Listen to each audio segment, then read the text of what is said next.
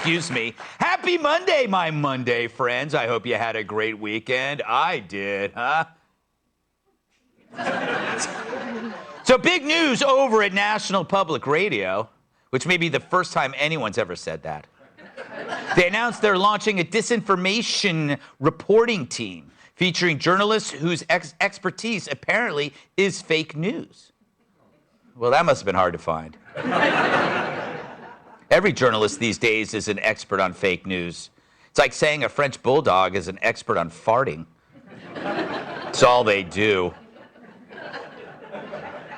Something about their flat faces. I don't know. But it's good to see NPR finally realizing the necessity of policing fake news, sort of like a drug addict checking himself into rehab. You know, admitting you have a problem. NPR is the first step, so good for you. But will their first investigation be of themselves? This tweet from NPR itself, right before the 2020 election. Here, NPR asks why you haven't seen stories from them about the New York Post story on Hunter Biden, which the paper broke a month or so before the 2020 election. As you know, the story was flushed down a toilet like an ounce of crack when cops kick in Hunter's front door.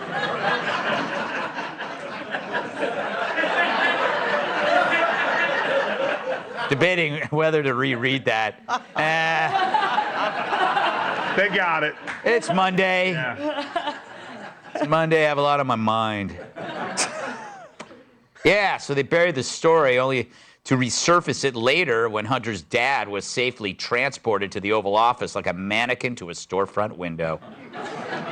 And unlike Joe trying to complete a handshake,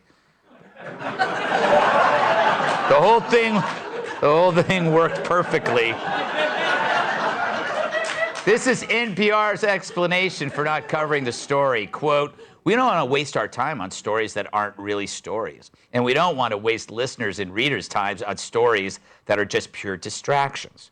Well, if that were the case, then what would be left? A segment on the challenges of trans folk singers in the Himalayas? Which is just more evidence of the white patriarchy at work. It's funny, in an urgent moment when news is vital, no one's ever yelled, "Quick, put on NPR!" Unless it's to put a patient to sleep for emergency surgery. But how thoughtful of them. Yeah, apparently NPR was doing people a favor by filtering out stories that might disturb them. But they really weren't filtering at all. They were blocking, cherry-picking, censoring, then acting as if it was a favor to you, pulling that tote bag over your head and saying, "It's for your own good, sister."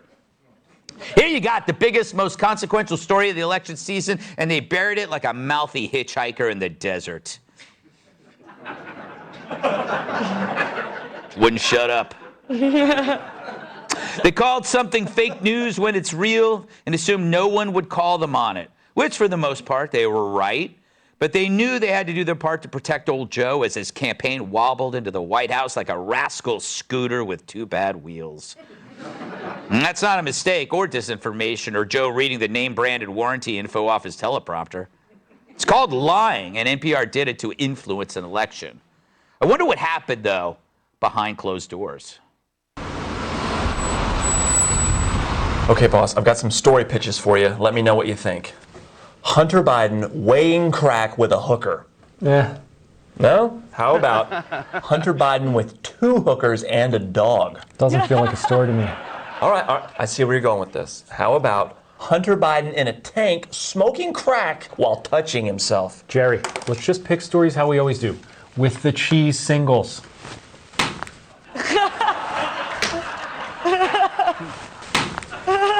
Non-binary indigenous patio furniture? Well, there's a story. I'll go write it up. Thank you. Bureau. But of course, the only disinfo they're going to focus on is the stuff that flows only in one direction, and that would be from right to left. Because if they didn't, wouldn't they first address the hidden Hunter story right out of the gate? Well, unless you enjoy turning blue and rendering yourself unconscious, don't hold your minty fresh breath. We actually contacted NPR to find out if they would, and we got nothing but an automated email in response. I guess NPR stands for no professional response.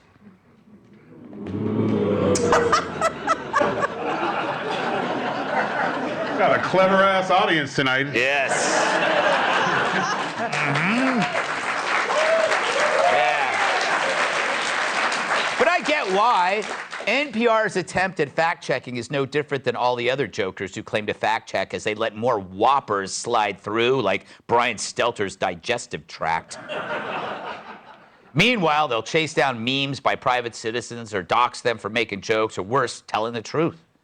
Yep, after an exhaustive investigation, we found that there really was no cat holding on to a tree branch saying, "Hang in there." We also found no evidence that there is a frog named Pepe.